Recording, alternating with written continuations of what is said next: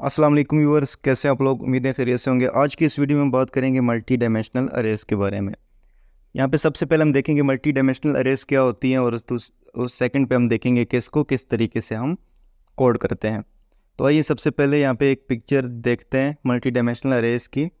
यहाँ पे देखें, हमने कुछ आइटम्स दे दिए हैं और उनका स्टॉक दे दिया है कि कितना हमारे पास अभी स्टॉक में पड़ा है, और सोल्ड दे दिए कि कितने हमारे सोल्ड हो गए। तो इसमें सबसे पहले यहाँ पे हम देख लेते हैं कि आइटम्स हमारे पास यहाँ पे पेंसिल, इरेज़र और बुक्स पर हैं। ठीक है, स्टॉक में 22, 10 और 14 है। इसी तरीके से सोल्ड जो है 9, 13 और 23 है। जो बुक्स जो है वो तो 23 सोल्ड हो चुकी हैं। तो ये डेटा बिल्कुल सिंपल सा है, और इसको किस तरह से हम रोज़ और कॉलम में फसली कर लेते हैं। ये देखें, फर्स्ट रो में क्या आ जाएगा हमारे पास, पेंसिल और 22 और 9। ठीक है, 22 हमारे पास स्टॉक में और 9 सोल्ड हो चुकी है। इस तरह इरेज़र आएगा। इरेज़र क्या है, इरेज़र में 10 जो है वो स्टॉक में पड़ी है और 13 सोल्ड हो चुकी है। इस तरह लास्ट में हम देख लेते हैं बुक्स को।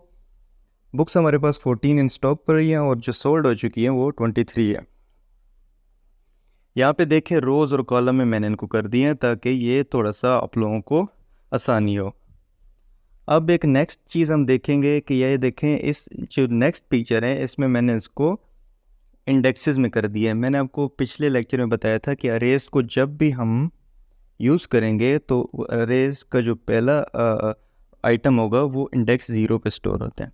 ठीक है, तो इस तरीके से जो रोज़ में, यहाँ देखें, रोज़ और कॉलम्स में कर दिया। फर्स्ट जो रो है उसका इंडेक्स 0 होगा, सेकंड रो का इंडेक्स 1 होगा और थर्ड रो का इंडेक्स 2 होगा।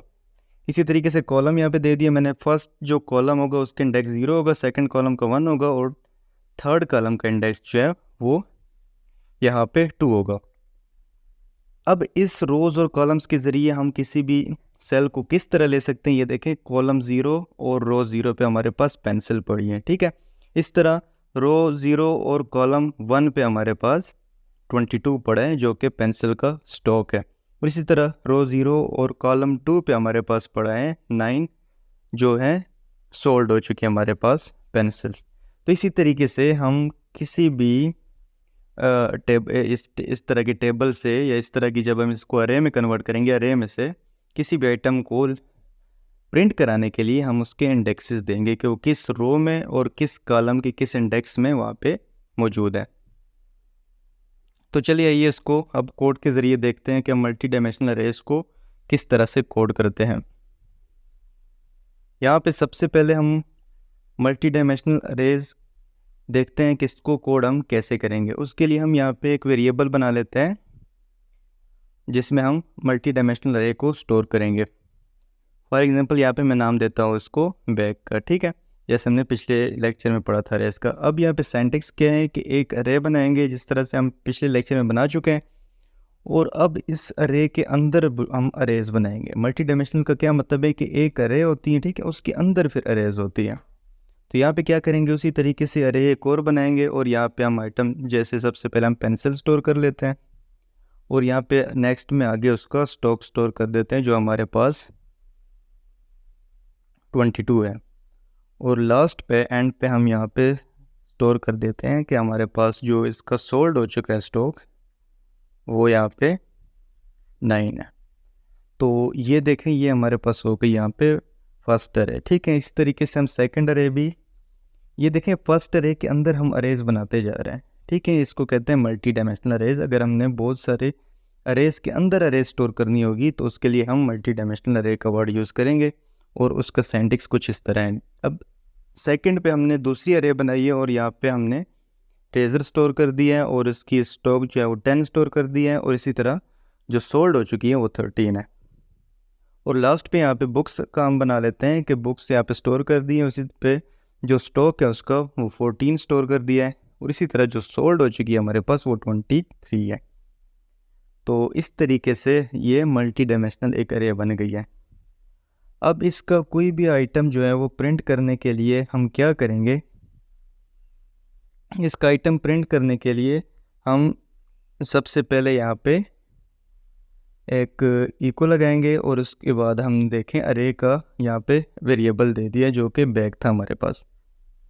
वेरिएबल देख के उसमें देखें हमने क्वांटिटी यहाँ पे सबसे पहले इंडेक्स 0 लिखा है। इंडेक्स 0 पे क्या है, जो फर्स्ट जो होगा वो रो होगी, ठीक है। यहाँ पे पहली रो कौन सी है, इंडेक्स 0 वाली, जिसमें पेंसिल 22 और 9 स्टोर है, ठीक है। और उसके बाद मैंने दे दिया 1। 1 क्या होगा, 1 कॉलम होगा इसका, जैसे मैंने पीछे पिक्चर में आपको समझा दिया, ठीक है।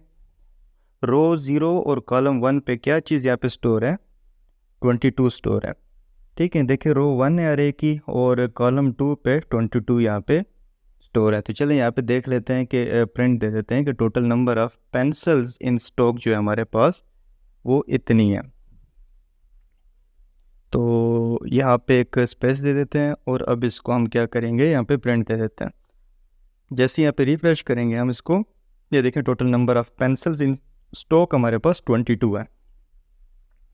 अब कोई और वैल्यू यहाँ पे ले लेते हैं, जैसे फॉर एग्जांपल हम यहाँ पे 2 कर देते हैं सेकंड इंडेक्स को। ये क्या करेगा, फर्स्ट रो का जो 0 पे है हमारी अरे, उसका 2 नंबर इंडेक्स क्या होगा, यहाँ पे 9 होगा, ठीक है।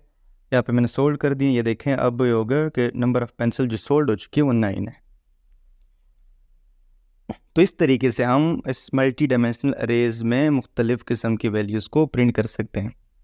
अब सेकंड फॉर लूप है। फॉर लूप क्या करेगा, जैसे मैंने पहले आपको इंडेक्सेस के बारे में बताया है कि इंडेक्सेस के ज़रिए किस तरह हम सारा जितना भी हमारे पास डेटा होगा अरे में वो प्रिंट कर सकते हैं। तो फॉर लूप का क्विक ओवरव्यू मैंने पहले ही आपको बता दिए लूप्स में। तो यहाँ पे हमने रोज़ सबसे पहले दे दिया फॉर लूप को, और वो लेस देन 3 क्यों है, क्योंकि इसमें हमारे पास 0, 1 और 2 इंडेक्स स्टोर है, ठीक है। तो 3 से ऊपर ये नहीं जाएगा, इस दिन यहाँ पे रो इज लेस देन 3 दे दिया हमने और रो प्लस प्लस कर दिया। यहाँ पे हमने क्या किया, की को किया, यहाँ पे रो नंबर दे दिया और वेरिएबल यहाँ पे रो अंदर यहाँ पे दे दिया। इसका ये मतलब होगा कि जो भी रो नंबर होगा, यानी फर्स्ट दफ़ा ये लूप चलेगा तो ये रो नंबर 1 होगा और सेकंड दफ़ा चलेगा रो नंबर 2 होगा, इस तरह रो नंबर 3 होगा। तो यहाँ पे सेकंड फॉर लूप अंदर लगाया। देखिए फॉर लूप के अंदर हमने फॉर लूप यूज़ किया है, इसलिए यूज़ किए जब एक दफ़ा 0 इंडेक्स चलेगा रो का तो उसके अंदर कॉलम्स फिर चलेंगे। कॉलम किस तरह चलेंगे, फर्स्ट कॉलम, सेकंड कॉलम और थर्ड कॉलम, इस तरीके से, ठीक है। ये देखें यहाँ पे हमने बैक वही दे दिया अरे, उसके अंदर रो दे दी और कॉलम दे दी। ये क्या करेगा, फर्स्ट रो चलेगी, जो 0 होगी उसके अंदर फिर सारे कॉलम चलेंगे 0, 1, 2, ठीक है। इस तरह फिर सेकंड रो चलेगी, जो 1 होगी उसके अंदर फिर क्या चलेंगे, कॉलम सारे चलेंगे 1, 2, 3। और इसी तरह थर्ड जब रो चलेगी तो उसके अंदर भी कॉलम 1, 2, 3 सारे चलेंगे। देखिए आइए इसको प्रिंट करते हैं कि क्या रिज़ल्ट देता है। ये देखिए रो नंबर 0 पे क्या चीज़ है, पेंसिल्स हैं और उसका स्टॉक 22 है। और यहाँ पे थोड़ा सा स्पेस दे देते हैं ताकि ये इजीली रीडेबल हो। स्पेस देने के लिए हम जो HTML में यूज़ होता है ब्लैंक स्पेस, यहाँ पे हम एंड का साइन लगाते हैं और NBSP लगाते हैं और आगे बंद कर देते हैं सेमीकोलन को। जैसे यहाँ पे रिफ्रेश करेंगे देखें यहाँ पे स्पेसेस आ गई हैं, अभी इजीली रीडेबल है। यहाँ पे देखें रो नंबर 0 पे क्या है, पेंसिल है, 22 स्टॉक है और 9 जो है सोल्ड हो चुकी। इस तरह रो नंबर 1 पे ये वाली 10 है और 13 है। रो नंबर 2 पे इसी तरीके से जो डेटा है वो शो हो गया। तो इस तरीके से हम फॉर लूप में जितनी भी वैल्यूज़ अरे में वैल्यूज़ होगी, फॉर लूप के ज़रिए हम उनको रोज़ और कॉलम्स के ज़रिए यहाँ पे इजीली प्रिंट करा सकते हैं। तो इस पे आप खूब प्रैक्टिस कीजिएगा और अगर कोई चीज़ इसमें आपको मिस होती है तो लाजमी कमेंट कीजिएगा, इंशाल्लाह मैं आपको लाजमी बताऊँगा। ये जो मल्टी डायमेंशनल अरेज होती हैं और अरेज होती है, इन पे प्रैक्टिस की बहुत ज़्यादा ज़रूरत होती है। तो आप जितनी ज़्यादा इस पे प्रैक्टिस करेंगे उतना ही आपका इस पे जो है एक्सेस होगा वो ज़्यादा होगा। तो मिलते हैं नेक्स्ट वीडियो में, तब तक के लिए अपना ख्याल रखिएगा। अल्लाह हाफिज़।